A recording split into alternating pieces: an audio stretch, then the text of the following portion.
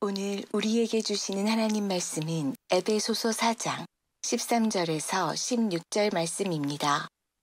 신약성경 313페이지입니다.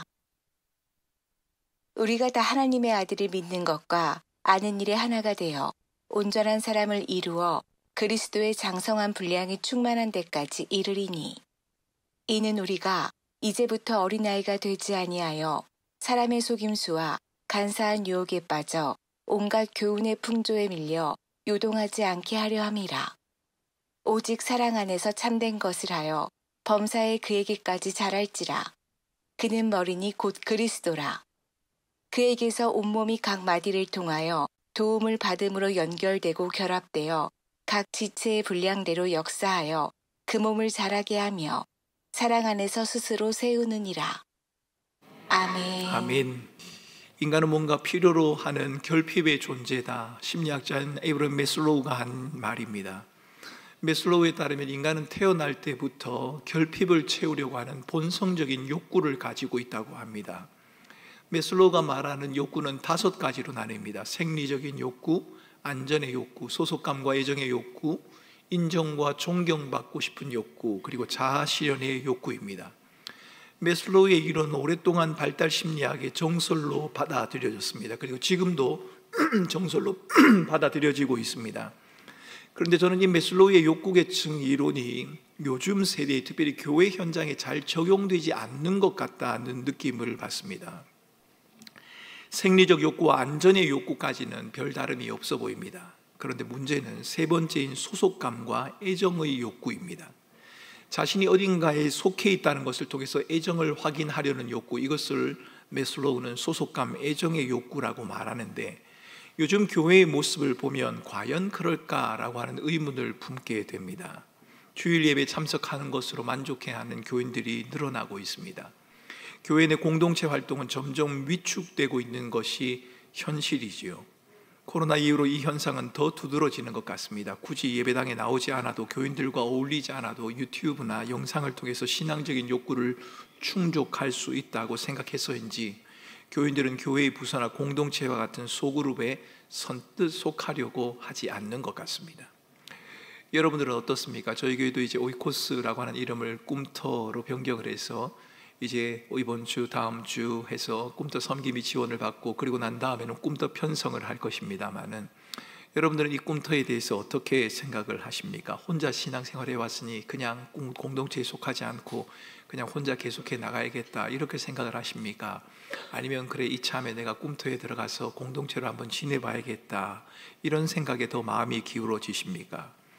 여러분, 상반되는 2가지를 놓고 어느 것이 좋으냐, 어느 것이 나쁘냐, 어떤 것이 내게 더 나은가 낫지 않는가를 택하는 것, 어떤 선호도, 양자택일을 하는 것, 이것은 실용적인 질문은 될 수 있습니다. 하지만 이것이 때로는 적절한 질문이 아닐 수도 있습니다.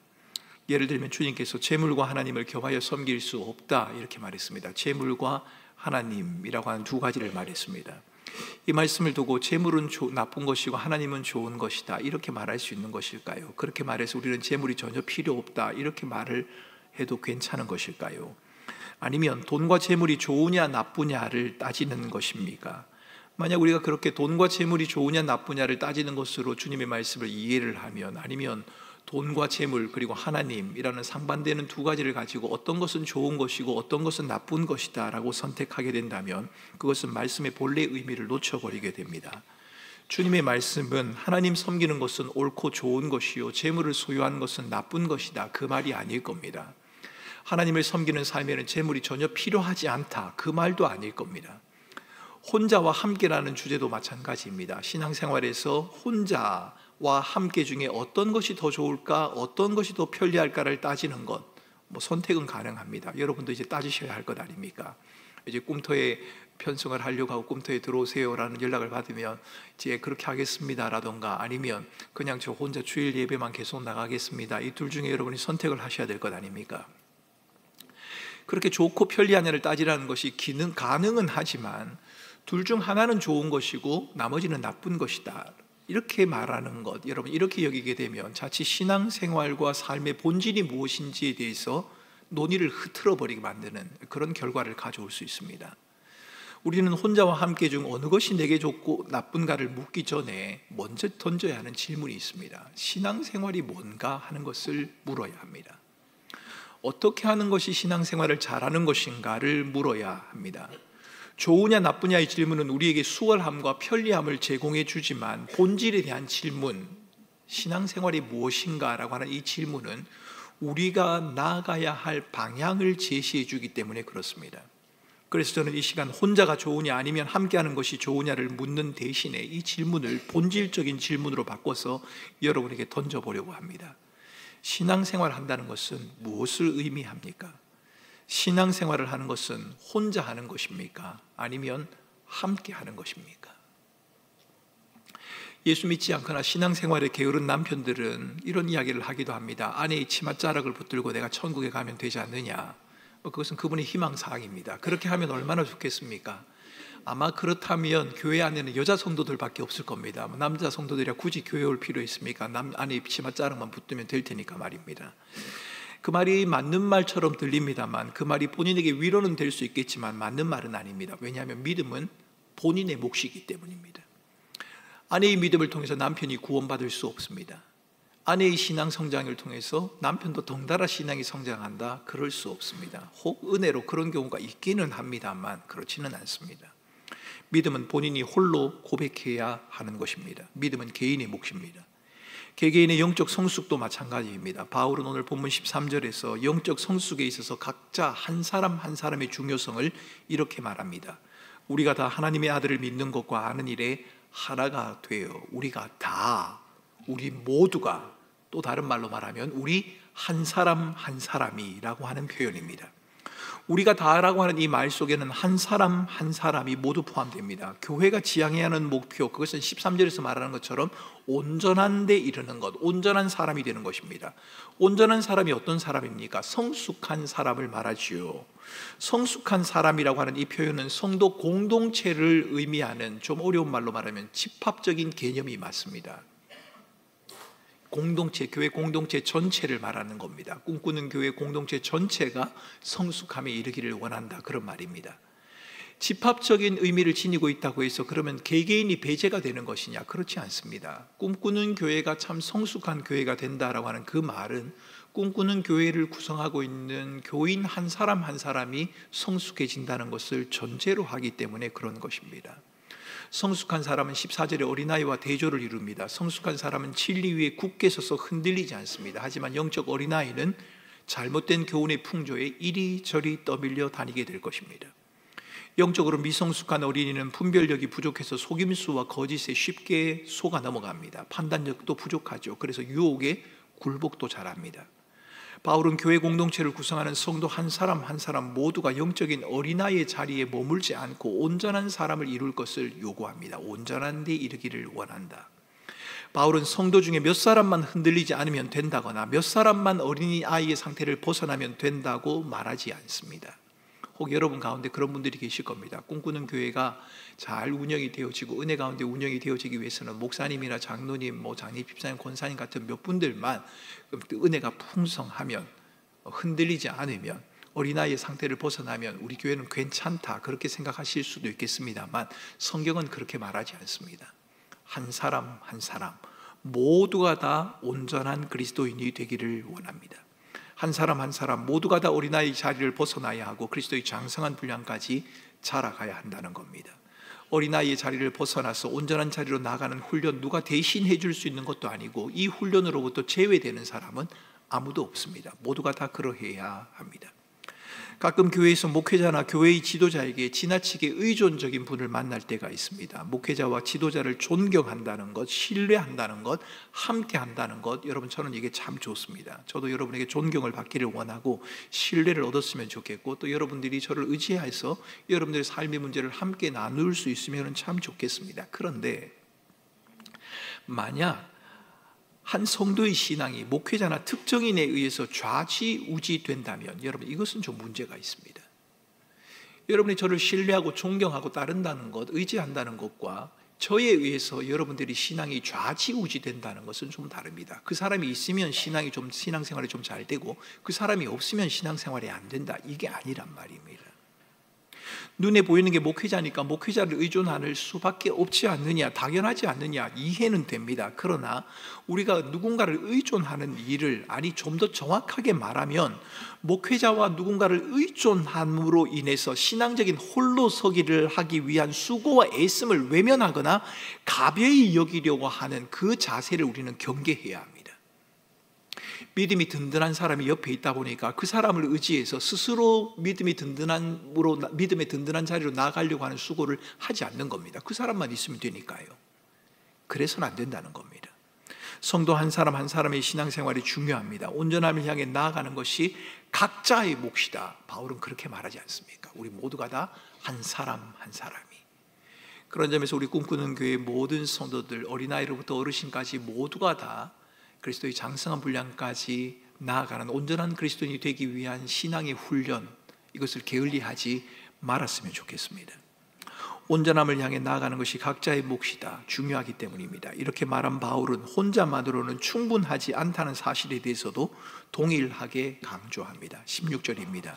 그에게서 온몸이 마디를 통하여 도움을 받음으로 연결되고 결합되어 각 지체의 분량대로 역사하여 그 몸을 자라게 하며 사랑 안에서 스스로 세우느니라.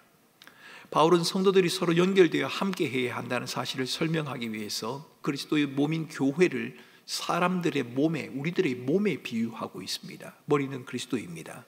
몸의 지체는 각각의 성장과 발전을 위해서 서로가 연결이 되어 있고 연합이 되어져 있습니다. 지체가 따로인 것 같습니다. 손과 발이 따로인 것 같고, 우리 눈에 보이지 않는 장기와 또 나타나는 그러한 신체적인 부분들이 별개인 것 같습니다만 그렇지가 않습니다. 서로가 다 연결이 되어 있고 서로가 서로를 돕습니다.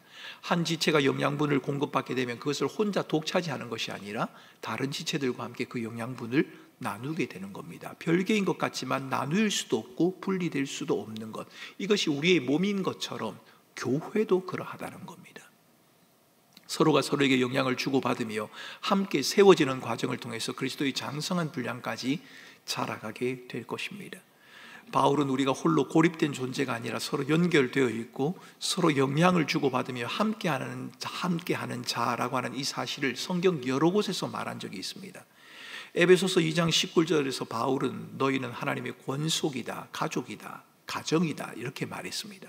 한 집안에 사는 사람들, 서로 연결되어 있어서 나눔이 있는 관계, 이것을 우리는 가족, 가정이라고 말하지 않습니까? 좋으면 좋은 대로, 때로는 불편하면 불편한 대로 서로에게 영향을 주고받는 것, 여러분 그것이 가족이지 않습니까? 여러분, 예를 들어서 저희 집안에서 제가 인상을 쓰는데 왜 우리 아이들이 불안해합니까? 인상은 제가 쓰는 건데요. 그럴 이유가 없지 않습니까? 그런데 영향을 받는단 말입니다. 이게 가족이니까요. 교회가 그렇단 말입니다. 지체니까요. 성경은 성도들이 서로 연결되어 있다, 나눔이 있다는 사실을 무려 50번 이상 사용을 합니다. 서로를 위해 기도하라, 서로를 격려하라, 서로 권면하라, 서로 문안하라, 서로 섬기라, 서로 용납하라, 서로 존귀히 여기라, 서로 짐을 지라. 여러분, 성경에는 믿음이란 말만큼이나 서로 함께라는 말이 많이 등장을 합니다. 바울은 고린도 교회를 향한 편지에서도 한 사람의 삶과 경험이 다른 사람에게 미치는 영향을 이렇게 표현한 적이 있습니다. 고린도전서 12장 26절입니다. 만일 한 지체가 고통을 받으며 모든 지체가 함께 고통을 받고 한 지체가 영광을 얻으며 모든 지체가 함께 즐거워하느니라. 여러분, 이렇게 본다면 성도가 온전함과 성숙함에 이르는 길은 개인적인 경건의 훈련뿐만 아니라 함께 어우러지는 삶의 현장에도 있다고 그렇게 말해야 하지 않겠습니까? 우리가 성경을 읽고 기도하고 예배드리고 찬송하는 것을 통해서 우리의 믿음이 자라는 게 맞습니다만 그것만이 아니라 함께 하는 것을 통해서도 이루어진다는 말입니다. 아니, 혼자 하는 것만으로는 충분하지 않다는 겁니다. 아마 여러분 가운데 이렇게 말하는 분이 계실 겁니다. 목사님이 지금 오늘부터 꿈터에 대해서 이야기를 하면서 설교를 하는 걸 보니까 다 꿈터에 들어가야 한다는 것을 강조하고 싶어서 그러시는 것 같은데, 목사님, 저도 공동체의 쓴맛을 본 적이 있습니다. 신앙생활은 혼자 하는 게 아니라고 말해서 그 말을 듣고 공동체에 속한 적이 있습니다만 아주 쓴맛을 제가 본 적이 있어서 다시는 제가 공동체에 속하지 않으리라 결심하고 주일 예배만 제가 열심히 다녀야겠습니다, 이렇게 생각하는 분도 계실 겁니다. 아니, 공동체에 대한 실망까지는 아니라 할지라도 목사님, 저는 주일 예배만 열심히 다녀도 아무 이상이 없습니다. 저는 평온하고 다른 일이 벌어지지 않습니다 라고 생각하며 공동체를 향하여 시선을 돌리는 시도조차 하지 않으려고 하는 분들도 계실 것 같습니다. 그렇게 생각하고 말하는 여러분들의 마음을 이해합니다. 충분히 벌어질 수 있는 일이 맞습니다. 하지만 저는 설교를 시작하면서 말씀드렸던 혼자가 좋은가 아니면 함께하는 것이 좋은가라는 질문을 여러분에게 하고 있는 것이 아닙니다. 신앙생활에 대해서 성경이 무엇이라 말하는가를 여러분에게 묻고 있는 것입니다. 공동체와 사람들과의 관계에서 여러분들이 어떤 경험을 했느냐를 제가 묻고 있는 것이 아니라 성경이 우리의 신앙생활에 대해서 무엇이라 말하고 있는가를 생각하라고 여러분에게 말씀드리고 있는 겁니다. 성경은 각 지체가 자신을 위해 존재하는 것이 아니라고 말합니다. 서로는 서로를 위해 존재합니다. 몸을 위해 존재합니다. 바울은 16절에서 각 지체의 분량대로라고 말을 합니다. 자신에게 주어진 능력과 역할을 따라 기능을 감당해야 한다는 겁니다. 분량대로, 이 말이 좀 오해를 일으킬 수 있을 것 같습니다. 왜냐하면 분량에는 크고 작음이 있지 않습니까? 그러다 보면 어떤 사람은 비중이 좀 크고 어떤 사람은 좀 비중이 없는 사람이 아닌가? 어떤 사람은 좀 믿음이 크고 어떤 사람은 좀 믿음이 없는 사람이 아닌가?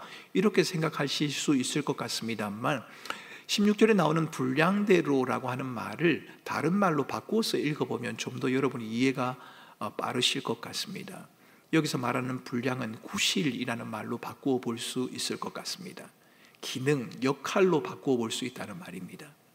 여러분, 구실, 역할, 기능에는 크고 작음이 있을 수 없습니다. 중요한 것은 그 역할을 제대로 감당하느냐, 그렇지 못하느냐만 있을 뿐입니다. 그럴듯해 보여도 제 기능을 발휘하지 못하면 아무 소용이 없습니다. 더 중요한 것은 그 기능이 자신을 위한 것이 아니라 다른 지체와 함께 몸 전체를 자라게 한다는 겁니다. 여러분, 이것이 교회의 비밀입니다. 내가 뭔가를 하는 것이 나를 위해서 하는 것 같습니다만 그것이 나를 위한 것이 아니라 다른 지체를 위한 것이요, 궁극적으로는 그리스도께서 머리가 되신 그 몸을 위한 것이다 라고 그렇게 말을 합니다. 그러니까 여러분이 공동체에 실망하거나 공동체의 필요성을 느끼지 못해서 신앙생활을 조용히 혼자서만 하겠다라고 그렇게 말씀하신다면, 아마도 그렇게 말씀하시는 분은 목사님, 저는 더 이상 사람이 필요하지 않습니다, 공동체가 필요하지 않습니다, 그 말이 아니라 제가 이해하기에는 제가 속했던 공동체가 제 기능과 역할을 감당하지 못해서 그 일 때문에 제가 실망을 했습니다, 그 일 때문에 제가 상처를 받았습니다 라고 하는 그 말이 더 맞지 않을까 싶습니다. 여러분, 정말 다른 사람이 필요가 없으십니까? 그렇지 않는 것 같더라고요. 여러분, 제가 목회를 하면서 여러 가정들을 신방하고 경조사를 다니면서 제 마음에 느끼는 것은 역시 사람이 있어야 한다는 겁니다. 여러분, 지금 삶이 괜찮아서 아무도 없어도 괜찮다 생각하시는지 모르지만 그렇지 않을 겁니다. 우리는 그렇게 지음을 받지 않았기 때문입니다. 함께 하도록 하나님이 우리를 지어 놓으셨습니다. 특히 교회는 더욱더 그러합니다. 주님은 우리 각자 부르셨지만 동시에 머리 대신 그리스도의 지체들, 서로 연결된 지체로 부르셨습니다. 우리 각자가 그리스도의 몸된 교회가 진정으로 성장과 성숙을 원한다면, 여러분의 믿음이 자라기를 원한다면, 여러분이 신앙생활을 잘하는 그리스도인이 되고 싶다면, 여러분, 사람들과의 관계나 서로에게서 주고받는 영향력을 결코 가벼이 여기지 마셔야 합니다. 여러분, 혼자만 하면 된다고요? 그렇지 않습니다. 성경은 그렇게 가르치지 않습니다. 우리는 모두 머리 대신 그리스도 예수 안에서 서로가 연결이 되어져 있고 서로에게 영향을 주고받습니다. 서로를 통해서 서로가 자라가도록 부름을 받은 자들, 그것이 바로 성도들이요, 교회입니다. 그러므로 우리는 서로를 돌아보고 다른 사람의 삶을 경험하는 것을 배워야 합니다. 공동체와 지체인 우리가 제대로 구실을 할 수 있도록, 역할을 할 수 있도록, 기능을 발휘할 수 있도록 애를 써야 합니다. 혼자 성경 읽고 혼자 기도하고 혼자 예배하는 것, 혼자 열심을 내는 것, 그래서 스스로를 자신은 괜찮은 그리스도인이다 생각할 수는 있을 겁니다. 여러분의 만족은 있을런지는 모르겠습니다. 그런데 여러분, 그것은 여러분에게 좋고 편리한 것은 되겠지만 성경이 말하는 교회의 본질, 신앙의 원래의 모습은 아닙니다. 함께 서로가 이루어가야 하는 겁니다. 바울은 지금 신앙의 자람과 성도의 경건은 개인기가 아니라 협력의 기술이다, 지금 이렇게 말하는 겁니다. 그러므로 하나님의 부름을 받은 우리는 모두 머리 대신 그리스도 예수 안에서 연결되어 있다는 그 말씀을 우리 마음 가운데 엄중히 받아들여야 합니다. 그리고 홀로 머무는 자리에서 함께하는 자리로 나아가려고 애를 써야 하고 서로가 함께 어우러지는 삶을 살아가야 한다는 겁니다. 같이 신앙생활하는 누군가가 고통을 당하거나 영광을 누리고 있는 것이 여러분에게는 느껴지지 않으십니까? 별로 상관이 없다고 생각되십니까? 그렇지 않습니다. 만약 여러분들이 우리가 그리스도로 부름을 받은 한 교회로 부름을 받은 성도들 간의 고통과 영광이 전혀 나의 것처럼 아무렇지도 않게 느껴지지 않는다면 거기에는 이런 이유가 있을 겁니다. 여러분의 마음이 무뎌져서 그럴 수 있을 겁니다. 삶의 분주함 때문에 다른 사람에 미처 신경 쓸 여유가 없어서 그럴 수도 있을 겁니다. 아니면 아예 관심이 없어서 그럴 수도 있을 겁니다. 내 살기도 바쁜데 왜 다른 사람에게 내가 굳이 관심을 가져야 하느냐는 겁니다. 그런데 여러분, 더 큰 문제는 지체의 고통과 영광을 느끼지 못하도록 만드는 어떤 심각한 문제가 우리에게 있기 때문에 그런 경우입니다. 한 지체의 영광과 고통은 분명히 서로에게 영향을 주고받는다고 오늘 성경이 말하지 않았습니까? 그런데도 우리가 느끼지 못한다면 무딘 것도 아니고 관심이 없는 것도 아닌데 그 영광과 고통이 전혀 나의 것으로 받아들여지지 않는다면 여러분, 우리는 이것을 좀 더 심각하게 받아들일 필요가 있습니다. 무통각 증후군이라는 말을 들어보셨습니까? 무통각 증후군은 이런 거랍니다. 두뇌로 감각을 전하는 신경세포에 이상이 생겨서 통증을 전혀 인지하지 못하는 겁니다. 신경세포에 이상이 생기다 보니까 분명히 몸 한 부분의 신체에서 이상이 생겼는데 극심한 통증을 느끼고 있는데 그 통증이 제대로 전달되지 못해서 느끼지를 못하는 겁니다. 여러분, 이게 더 심각한 겁니다. 우리가 다른 지체들 그리고 공동체와의 관계를 어떤 모습으로 유지하고 있던 간에 여러분들이 지금 공동체와의 관계를, 성도들과의 관계를 어떻게 하시는지 저는 잘 모르겠습니다. 아마 다양할 겁니다. 어떤 형태이든 간에 우리 각자가 함께함과 무관하지 않다라고 하는 주님의 말씀, 서로 연결되어 함께 온전함에 이른다, 서로를 세워간다라고 하는 주님의 말씀을 우리가 하나님의 말씀으로 받아들인다면 우리는 함께함을 어떻게 이루어가야 할 것인지를 보다 신중하게 받아들일 필요가 있습니다. 그냥 나 혼자만 하면 되지, 이게 안 된단 말입니다. 그래서는 안 된단 말입니다. 함께하는 공동체를 이룬다는 것, 그리고 함께하는 공동체로 살아간다는 것, 그 공동체가 역할과 기능을 감당한다는 것, 여러분, 이건 좀 서로 다른 차원의 문제입니다. 우리가 모두 공동체로 부름을 받았다는 사실을 강조하는 것만큼이나 그래서 우리는 공동체를 어떻게 유지하고 운영해 가야 할 것인가에 대해서도 관심을 기울여야 합니다. 공동체를 이루었다거나 공동체에 속했다고 해서 저절로 공동체의 기능이 발휘되는 것이 아니기 때문입니다. 어떻게 공동체를 이루어 가야 합니까? 이 사실에 대해서 바울은 15절에서 오직 사랑 안에서 참된 것을 하라, 그렇게 권고하고 있습니다. 사랑 안에서 참된 것을 하라.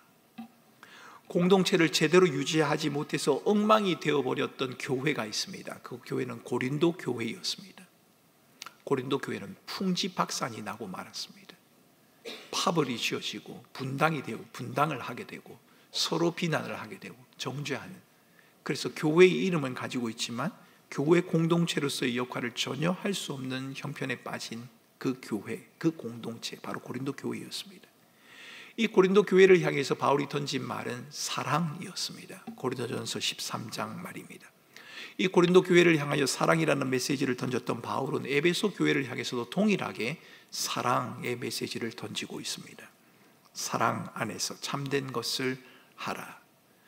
고린도전서에서 사랑이 없으면 아무것도 아니라고 한 말, 이 말은 개인의 경건이나 함께함을 통해 공동체를 이루는 것, 서로가 연결이 되어 있어서 서로를 통해 자라가는 과정에도 동일하게 적용이 되어집니다. 우리의 모든 신앙생활 가운데 이 사랑은 적용이 됩니다.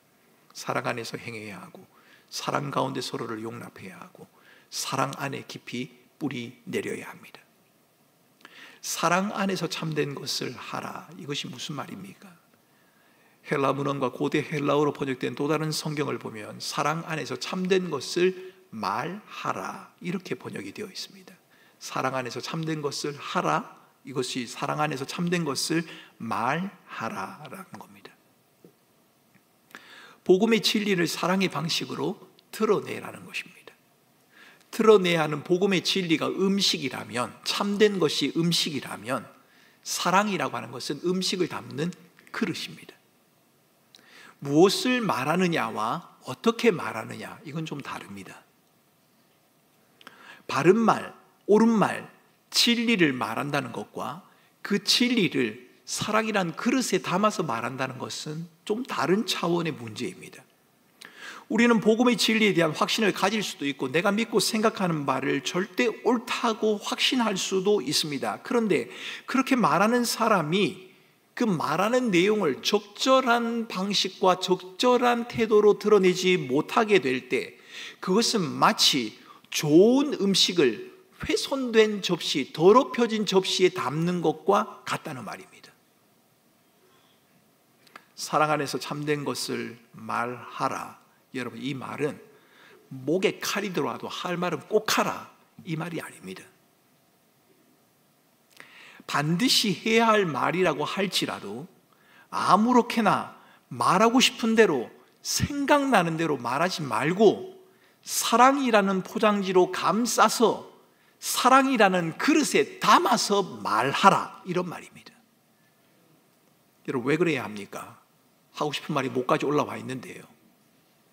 사랑 안에서 참된 것을 말하는 것, 이것을 통해서만 온전한 그리스도인으로 세워져 갈 수 있기 때문입니다.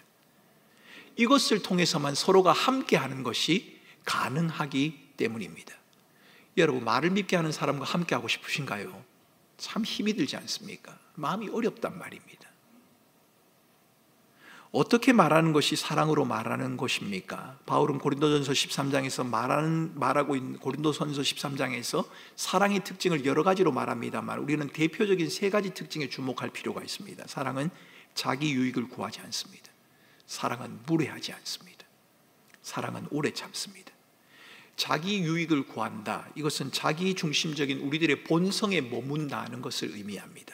내가 느끼는 대로, 내가 생각하는 대로, 내가 말하고 싶은 대로 그냥 말하는 겁니다. 무례하다, 여러분, 이 말은 자신이나 상대방의 위치, 처한 상황을 모른 채 상황에 적절하지 않는 말을 마구 쏟아내는 겁니다. 말을 하고 있는 지금 내 마음이 어떤지를 정확하게 확인해 보지도 않고 내가 하는 말을 듣고 있는 사람의 형편과 상황이 어떤지도 고려하지 않고 그저 내가 하고 싶은 말을 그냥 막 쏟아내는 겁니다. 이것이 무례한 것입니다. 성경은 이것을 방자히 행한다라고 그렇게 말을 합니다. 그래서 사랑하는 성도 여러분, 누구와의 관계이든 가족이든 성도들이든 누구와의 관계이든 간에 여러분이 하고 싶은 말이 있어서 도저히 참지 못해서 말을 쏟아내고 나면 좀 속은 시원할는지는 모르겠습니다만 그것이 방자히 행하는 것이 될 수 있다는 것, 무례한 것이 될 수 있다는 것을 여러분 기억하셔야 합니다. 오래 참음, 이것은 우리의 마음을 하나님에게 두는 것을 의미합니다. 우리의 마음을 하나님에게 두는 것 말입니다. 목회하면서 신앙생활을 오래 하고 잘 한다고 하는 분 중에 말로 다른 분들에게 상처를 주는 경우를 종종 만나게 됩니다. 여러분, 제가 이렇게 말하면 2부 때도 말씀드렸습니다만 목사님이 지난주에 누구를 만났나 보다 이렇게 말씀하실 것 같은데요, 그렇진 않습니다. 전혀 오해하지 마시기 바랍니다. 어떤 일이 있어서 그런 건 아니고요. 저는 보통 한 달 설교치의 본문을 미리 정해놓고 합니다.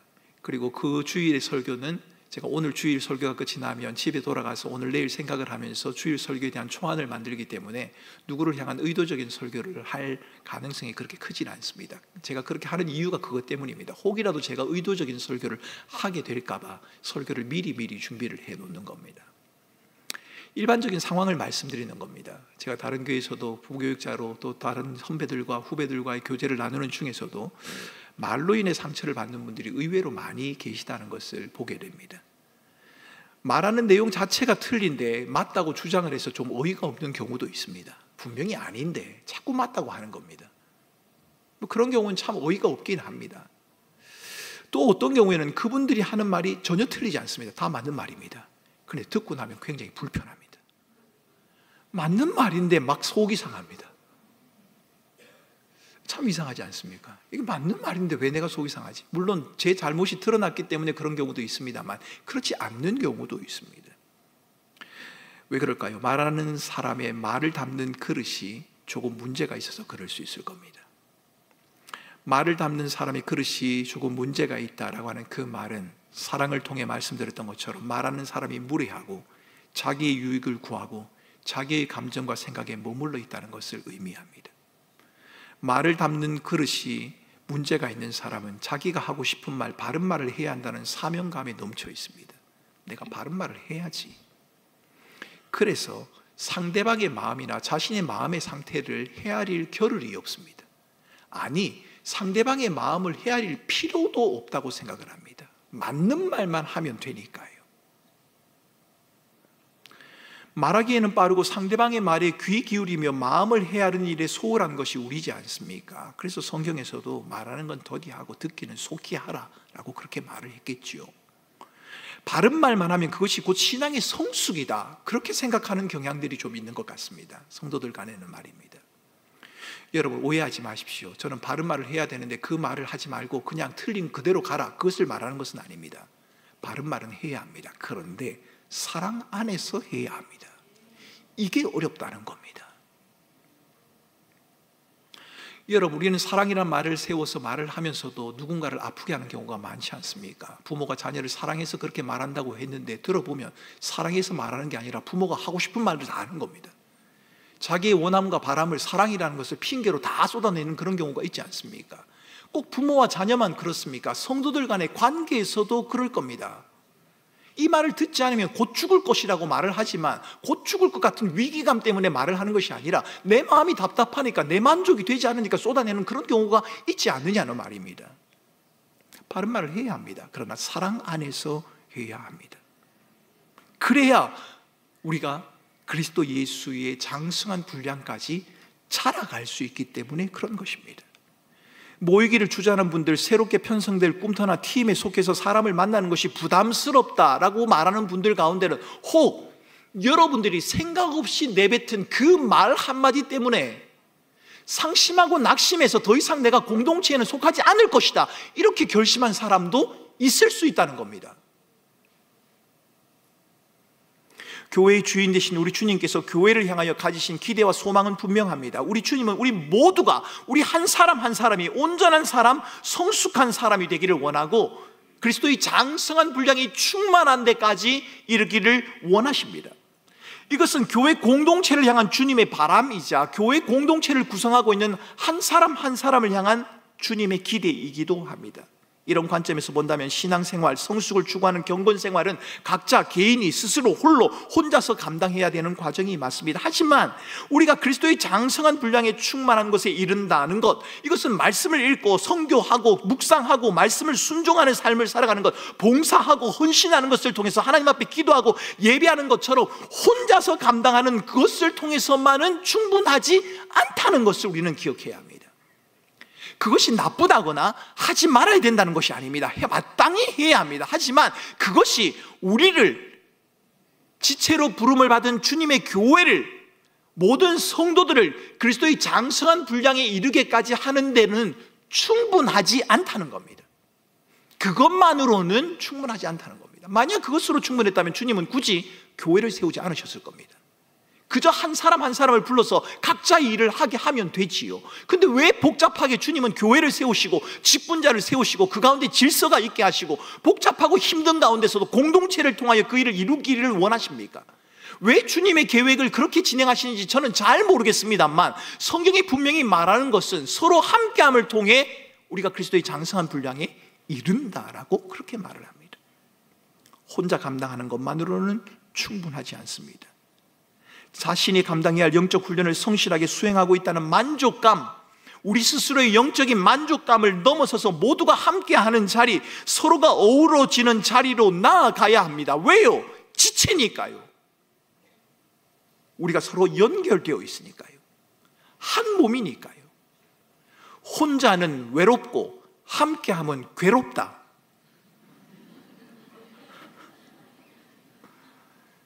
참 누가 한 말인지 몰라도 성경에 가까운 진리인 것 같습니다.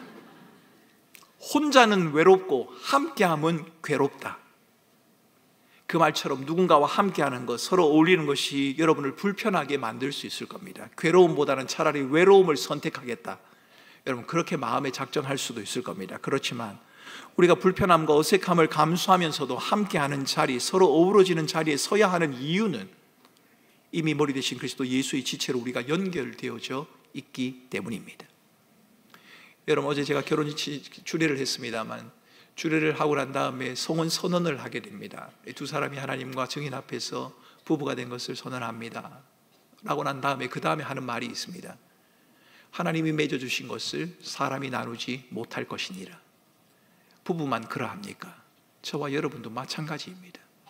그리스도 예수 안에서 부름을 받은 모든 성도들, 우리와 함께하는 가족이 모두가 다 마찬가지라는 말입니다. 한 몸을 이룬 자들입니다. 몸을 구성하는 지체들이 각자 자기의 역할을 감당하지만 이것은 자신을 위한 것일 뿐만 아니라 서로 연결된 다른 지체들을 위한 것이고 몸을 위한 것이라는 것을 기억하셔야 합니다. 안 본다고, 모이지 않는다고 그 연결이 깨어지는 것이 아닙니다. 나는 모이지 않는데, 그 사람에게 한마디 말을 해본 적도 없는데, 얼굴도 모르는데, 그 사람에게 아무런 영향을 내가 미치지 않았는데, 그런데 여러분, 그것이 이미 영향을 미치고 있다는 것을 여러분 아셔야 합니다. 우리는 이미 연결된 자들이기 때문입니다. 그리스도께서 서로 연결된 우리 모두의 머리가 되신다는 사실을 진정으로 우리가 믿고 고백한다면, 우리가 그리스도 예수 안에서의 한 지체라고 하는 사실을 믿음으로 인정한다면, 우리는 각자의 역할을 성실하게 주어진 자리에서 감당할 뿐만 아니라 다른 지체들을 돌아보며 살피는 일에도 분명 열심을 내야 합니다. 열심을 내되 그 모든 것이 사랑 안에서 행해져야 합니다. 사랑 안에서 참된 것을 하라. 여러분, 주께서는 우리를 나눌 수 없는 지체로 부르셨습니다. 그리고 주님께서 우리를 사랑으로 대해 주셨습니다. 우리는 누군가를 향해서 이렇게 말하지요. 사랑받을 만한 짓을 해야, 사랑받을 만해야 내가 사랑하지. 우리는 그렇게 살아가지 않습니까? 그런데 여러분, 만약 주님께서 이 자리에 오셔서 내가 사랑받을 만한 짓을 한 사람만 사랑하겠노라, 이렇게 말한다면 어떤 일이 벌어질까요? 아마 저와 여러분들은 이 자리에서 예배드릴 수 없을 겁니다. 우리 주님께서는 우리에게 독생자 예수 그리스도를 주시는 어처구니 없는 사랑을 베풀어 주지 않으셨습니까? 어처구니 없는 사랑을 우리에게 베푸셔서 하나님의 자녀가 되게 하시고 영원한 생명을 누리게 하시고 절망이 있는 세상 가운데서 영원한 소망을 붙들고 믿음으로 살아갈 수 있도록 우리를 부르신 주님께서, 너희가 서로 연결되어 있으니 서로를 돌아보며 서로를 살핌으로 그리스도의 온전한 분량에 이르라라고 하시는 주님의 말씀이 여러분에게 너무 지나친 요구로 들리십니까? 사랑 안에서 참된 것을 말하여 그리스도의 장성한 분량에까지 자라가라. 이것이 주님의 원하심입니다. 여기서 말하는 참된 것이란 우리가 생각하는 옳은 것을 말하지 않을 겁니다. 내가 느끼기에, 내가 판단하기에 맞는 것이다, 그것을 의미하지는 않을 겁니다. 그것은 바로 참되신 예수 그리스도, 그분을 말할 겁니다. 변함없는 예수 그리스도, 그분을 말하겠지요. 우리는 사랑 안에서 예수 그리스도를 말해야 합니다. 예수 그리스도라고 하는 글자를 말하는 것이 아니라 예수 그리스도의 사랑과 예수 그리스도의 은혜와 그리스도께서 우리에게 베푸신 그 사랑, 그 은혜, 그것을 말해야 한다는 겁니다. 누구에게요? 함께하는 우리 지체들에게 말입니다. 그래서 사랑하는 성도 여러분, 이번 한 주간 동안 저와 여러분들이 함께하는 가족들에게 좀 더 공손한 말을 쓸 수 있으면 좋겠습니다. 좀 더 부드럽고 정중하게 가족들을 대할 수 있으면 좋겠습니다. 성도들을 대해서도 그러합니다. 같은 지체를 향해서 말을 할 때는 사랑으로 말을 할 수 있으면 좋겠단 말입니다. 관용의 언어를 사용할 수 있으면 좋겠고, 좀 더 오래 참을 수 있으면 좋겠고, 기다리고 인내하며 서로를 격려할 수 있으면 좋겠습니다. 왜 그래야 합니까? 그것을 통해서 우리 모두가 다 그리스도의 온전한 분량까지 자라갈 수 있다고 주님이 말씀하시기 때문입니다. 지체로 부름받은 저와 여러분들이 오늘도, 이번 한 주간도 믿음으로 주의 말씀에 순종하는 삶을 살아감으로 지체된 하나님, 머리 되신 그리스도의 몸된 우리 지체로서의 기쁨을 맛보는, 그 위로와 사랑을 나누는 우리 사랑하는 꿈꾸는 교회 모든 성도들이 되실 수 있기를 주님의 이름으로 축원합니다.